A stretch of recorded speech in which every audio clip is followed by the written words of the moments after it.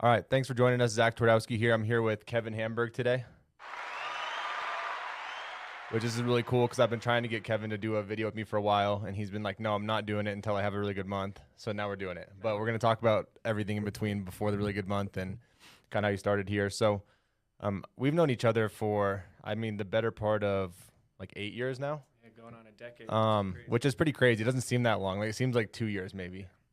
And it wasn't that long ago. So we both went to University of Colorado. So I guess if you want to give a little backstory on, how you kind of got involved with FFL, when you started working with us and all that, and then we can kind of jump into, what the journey's been like since you've been here. But just kind of how we got started and how we got connected would be great. Definitely, man. So I back in 2019, I was doing pretty well at my previous job. I was doing sales. It was like kind of like remodeling sales, so a totally different type of process. But I think that's when you also started to get a pretty heavy social media presence, and I kind of just kept seeing all the crazy numbers you were posting online.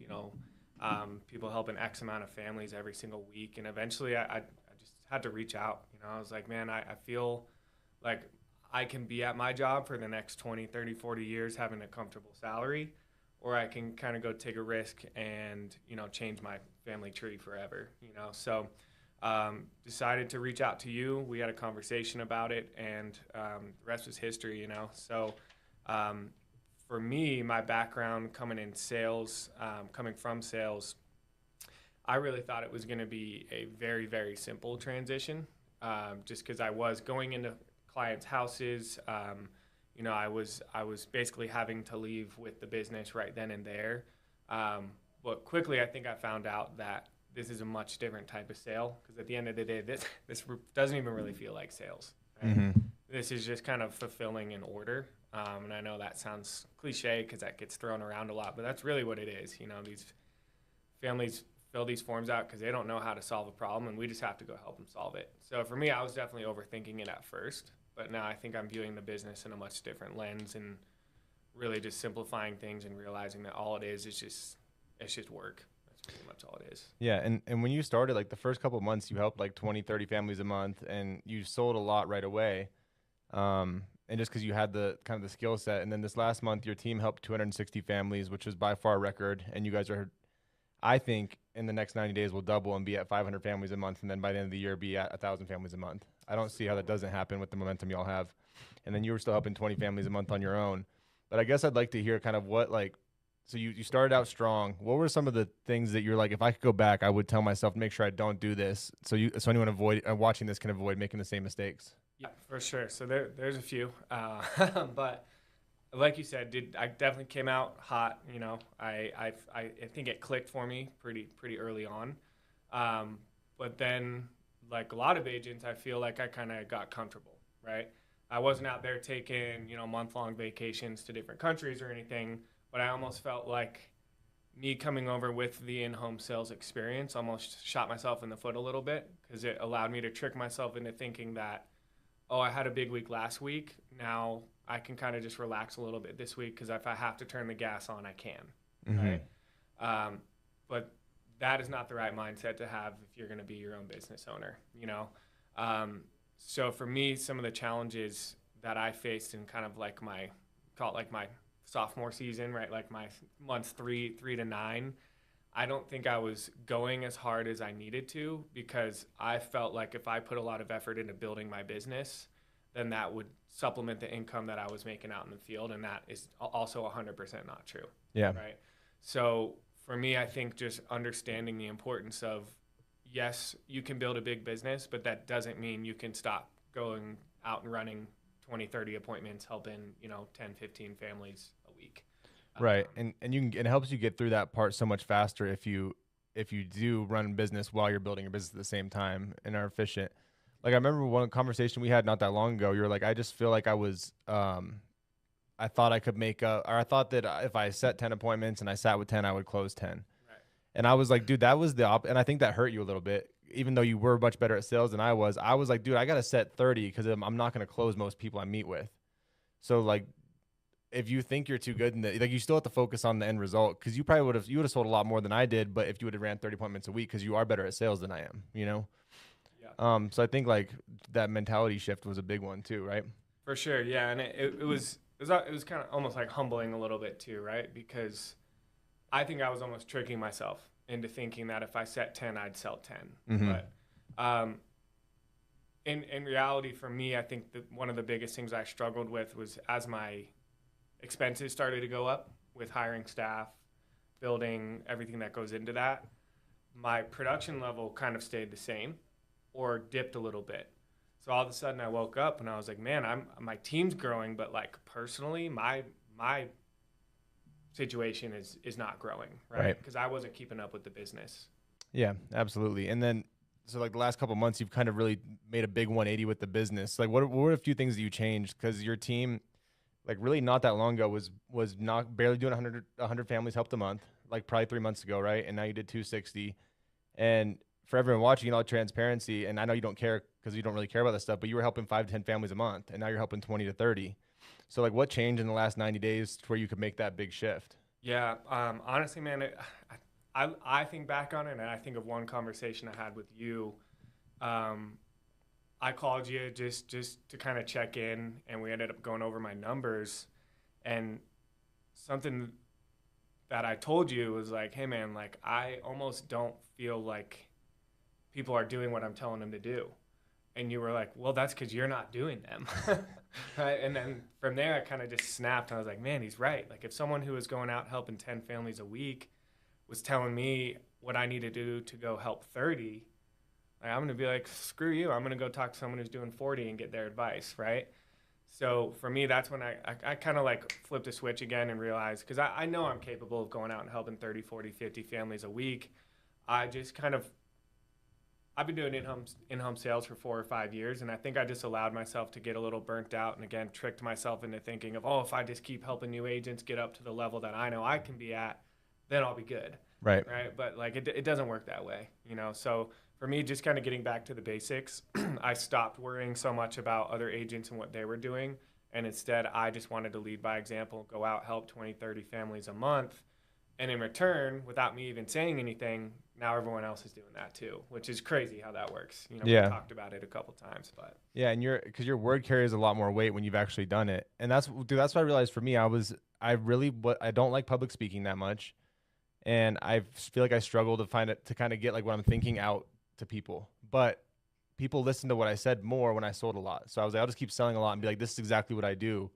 And I don't have to tell an eloquent story with it. I'm just like, here's what I do. And people are like, okay, well, if it's working for you and you're kind of weird and like socially awkward, like it'll probably work for me too. So they would do the same thing, For me, and like think it personally, I probably wouldn't have left my old job where I was, making a solid salary if I didn't know that you were producing at the level and helping the amount of families that you were helping. Like your word is the reason why I left my old job to come here.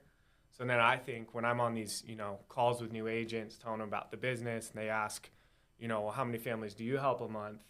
I almost feel like by me saying, 10, 15, 20, that's cool. But if I'm telling them, hey, I helped 50 families last month, now I'm going to teach you how to do that, I don't think I would have left my job if it wasn't that way. So that's another thing that helped me. And now, I have guys and girls on the team that are helping 30, 40, 50 families a month. And now they're in a position where they can go teach other agents how to do that. So it's almost like my obligation to be at that level too. So I think my team helped me wake up a little bit too once I realized the opportunity that we do have here.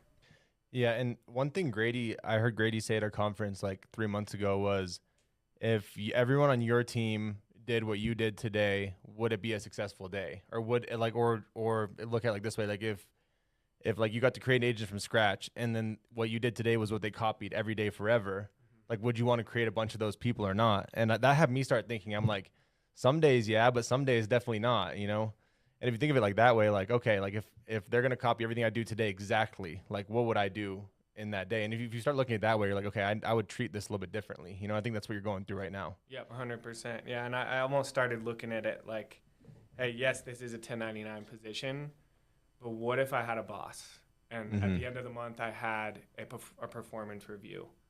Would I keep myself on staff? And honestly, a couple months ago, probably not, man. Yeah. But now, like my job isn't to just run the agency yet. Not even close. My job is to go out there, help as many families as I can, and set the right example for my team. And I think a lot of agencies probably go through that little hump where they feel like, oh man, I'm good. Now I can take my foot off the gas. But, your staff and your agents and your expenses aren't taking their foot off the gas. So Right. you can't either.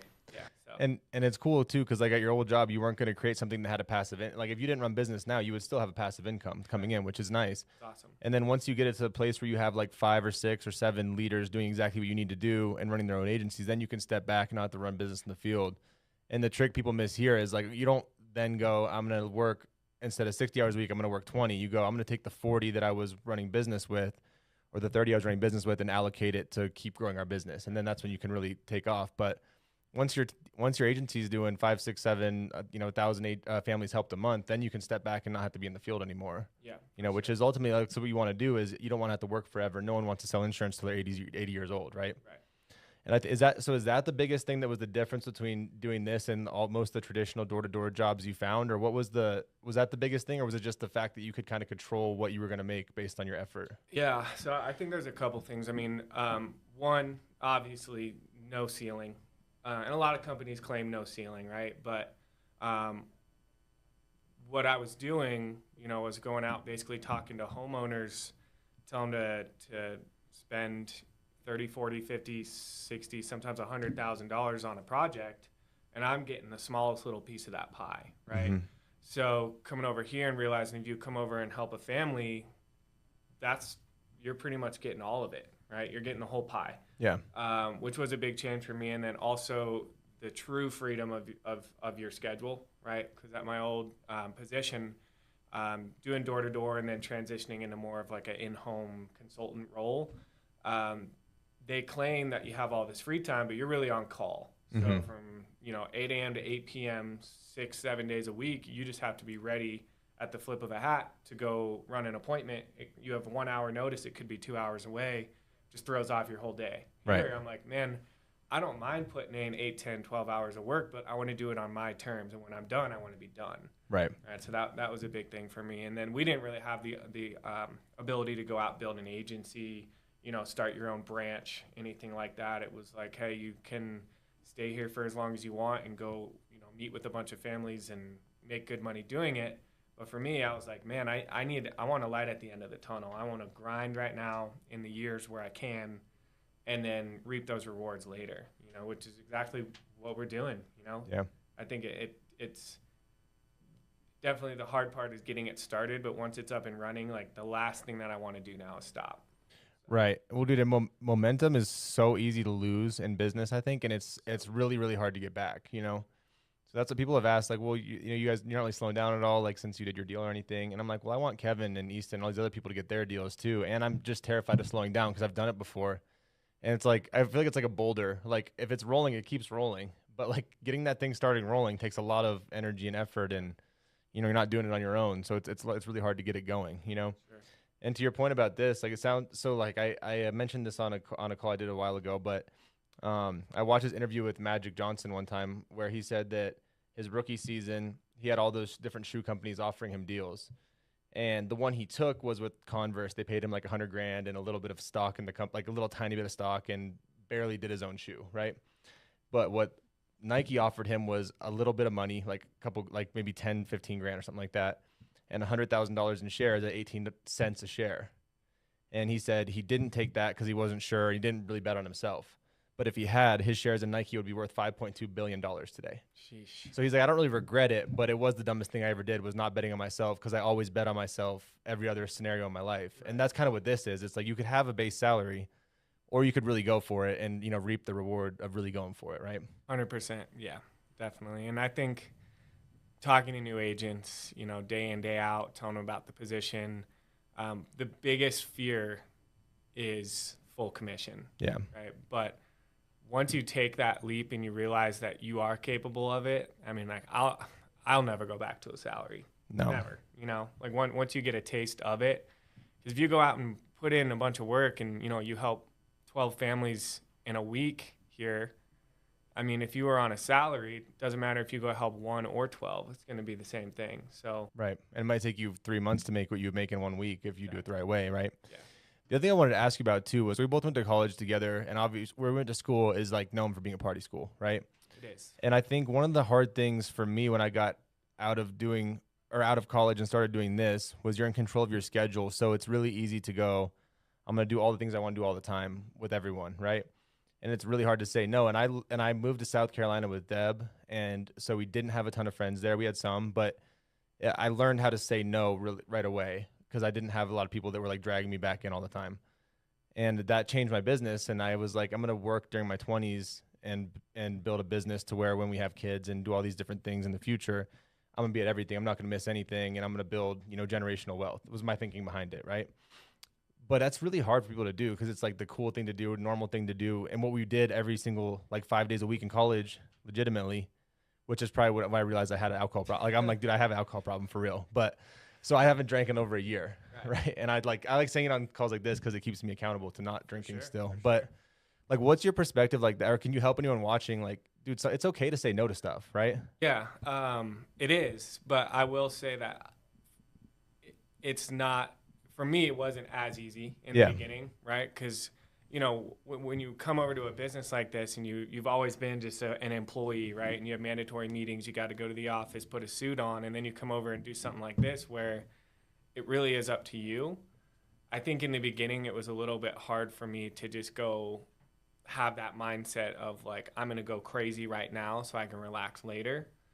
Because I do have a big social circle here in Denver. Mm-hmm. But I think I realized about 3 months into the business that no offense to them, they're great people, but I think my goals and values were shifting. And I realized the opportunity here. And one night going out drinking till 2 a.m. just to go ruin your run day on Saturday is not worth it. Yeah. So for me, I think for anyone in a situation where they feel like they're getting held back by the people in their life, don't blame them. Like it's on you at the end of the day. And like you can still go out and socialize and be around them, but just know that what you're doing the following day, like, it carries weight. It's more, you can't go out there and be super hungover, meet with 10 families. No. It doesn't work. Or like someone calls you early and you don't want to answer the phone for your agent and stuff like that, right? Exactly. I remember feeling that way. And it's like, I'm not saying don't go out. People should go out and enjoy their lives, but I'm just saying like it's okay to like think through it and go like, is this really worth it? Is this what I want to do? Or am I just doing it because I feel like other people want me to do it? Yeah. And when I started asking myself that, I'm like, dude, I'm good. Like, I'm gonna go hang out. I'm gonna do my own thing. I'm gonna make my own choices and still enjoy myself, but just not like and for me, dude, it would wreck me for like a week. Like I would go out, I would drink, and this is like super transparent podcast all of a sudden, but like I drink for 3 days straight. And then like Monday morning, I wouldn't want to dial. Tuesday, I'd feel like crap. Wednesday, I would still not feel good. Thursday, I would feel normal again, and then ruin it again by Saturday, So it slowed my business for a long time. And we started to blow up really when I cut that out and was like, I'm going to just focus on this, give it a couple years and like really see what I can do with it, and then decide what I want to do with my life after that, Yeah, it's crazy, man. I mean, I did 75 Hard, right, that program, and I was going back looking at my numbers, and like by far the most productive month I had bringing new agents through contracting, helping the most amount of families, was the middle of 75 Hard, where I was 100% sober, working out twice a day. Yeah. I'm just like, obviously, there's a direct correlation to that. It's crazy how that works. I don't want anyone watching to feel bad about drinking. I'm dude, some people are totally good. Like, some people can definitely drink. Like, you could probably have a beer. I just am not that way. I'm like, we'll have either 0 or 25, and there's no in between. But, like, I just think it's important to, like, I just feel like I wish people more knew that it's okay, and it doesn't matter. It's not always cool to be doing what everyone else does. Sometimes it's, if you're the one that's willing to not do it, you'll get paid accordingly too. So for sure. Yeah, you got to sacrifice. Yeah, absolutely. Well, do you have anything else you want to add for anyone that, is a similar age group to us or did door-to-door sales, or anything that, if they want to reach out to you, what they should think about and how they should get a hold of you? Yeah, for sure. So, I mean, really, whether you're coming from door-to-door sales or you're right out of college or you've never been in sales, like I know it's really cliche, but honestly, anyone can come in and do this. If you just come in, you put in the work, you believe in the system that's already put in place, you're doing the things that your managers are telling you to do, like, you can go out there your very first month and help 15, 20, 25 families, So love to have a conversation with you. all walks of life. You know, if you feel like you connected with this video at all, or you're looking for, you know, a career change, I'd be more than willing to help you. So if you did want to text me, you know, my cell phone's going to be 720-317-5462. You can also find me on Instagram at Kevin Hamburg, all one word. Awesome, dude. Well, thanks for jumping on with us. And I have no doubt board member at least by the end of the year. Is that the goal? That's the goal, baby. All right, dude. Well, I definitely see it happening. Thanks for your time, man.